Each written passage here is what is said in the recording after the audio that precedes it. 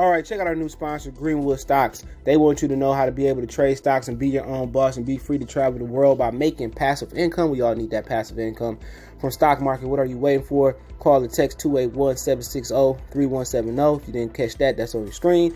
Or check them out at social media, Greenwood Stocks, and catch them at Gmail, greenwoodstocktrading at Gmail. And the YouTube channel is Greenwood Stocks. Appreciate them for giving me the opportunity. Check them out. We out.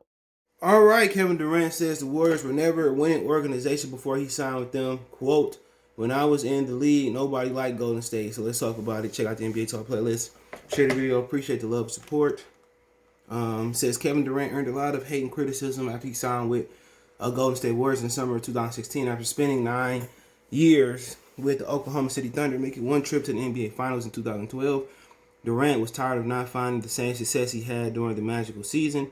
He joined the team with 3 stars, raising a lot of eyebrows, around the league. The Warriors went to 3 straight NBA Finals with KD on the roster, making it 5 total. They already were a dangerous team in association, but in 2014, NBA MVP believed he needed to go to the Bay to help those underdogs. Quote, talking on $1 million worth of game, the 2-time NBA champion made a controversial claim saying he perceived the Dubs as the underdogs. This was the key reason to go there and join forces with Kevin Durant, Steph Curry, Klay Thompson, and Draymond Green. Quote, the organization never been a winning organization. When I was in the league, nobody liked Golden State, so it felt still like an underdog to me because I'm looking at the totality of the franchise. I ain't looking at what happened these last 5 years. You've never been a perennial winner in the NBA from the 50s on up. So I'm like, damn, that's an underdog franchise to me. This feels good, like shit. It feels like we are where I'm supposed to be. It ain't LA, it ain't New York. It feels where I'm supposed to be, and I think they're going to give me the experience that I want. That run of we're about to go on a run of win 16 games. I think he's talking about the playoffs. I want that feeling. We did that 3 times. I was on the high 3 times. Man, I don't want to go nowhere else. I want to do nothing else in the NBA besides go on a run like that. We might not win it, but to know we can go on a run, one of the last teams that was fun.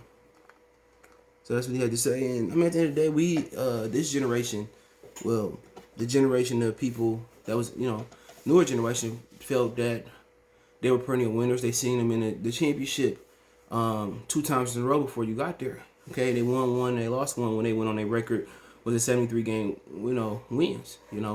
But like I said, that's his prerogative. They give you a little bit of insight. Excuse me, my neck is hurting. On what he was looking at, now people can understand where he was coming from, or if they could put themselves in his shoes. And Golden State was a laughingstock of the league for most of those years because I think the previous ownership, they had talent. They didn't want to they didn't want to pay to put it together. They did win a championship back in the day, but they wasn't perennial all-star. But you only get that from the Lakers and the Celtics for the most part. What else? Throughout league history, what else team was winning championships perennial throughout decades? It was the Lakers and the Celtics.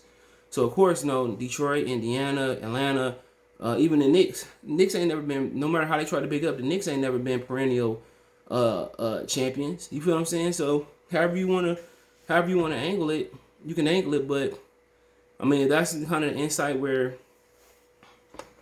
he look at it, how you look at it. Cool. Now we get a perspective on what he thought about it. But I'm not gonna knock him at all. And now he in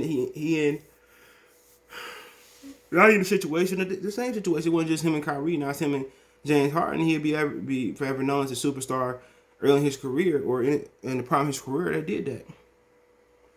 That was always a part of the super team. Him and Kyrie could have proved a lot. Kyrie could have proved that he could have did it without Bron. KD could have proved he could do it without a super duper team. But ultimately, he gonna get hate because he stopped LeBron from winning 3 championships. He broke LeBron and Kyrie up. That's why he get a lot of hate. I can care less. Super teams always existed. They were just organically put because there wasn't that many teams in the league. They started putting late 80s, early 90s. They started adding additional teams to the league. That's just the way it was. But people hate him because he stopped LeBron from winning rings. That's the only thing. People don't like Kyrie for that same reason. It's just pro Bron so much. But hey, it's hard to believe this brother was the second pick in the draft. But hey, let me know what you guys think. Greg Oldham was first. Don't forget to check out the NBA Talk playlist. Don't forget you follow me on Twitter, Facebook, Instagram. All my social media links in the description. Anytime you want to reach out and advertise business on the channel, video request, chop it up. I'm on Instagram. Want to make a financial donation? Cash App CJ Good 313. That's in the description. PayPal link there as well too. Best way to donate. Share the video. Check out the Facebook group link in the description as well too. But let me know what you think about KD saying what he said about why he went to the Golden State organization. Appreciate it. Check out the NBA Talk playlist. Let me know what's in the comment section. Peace.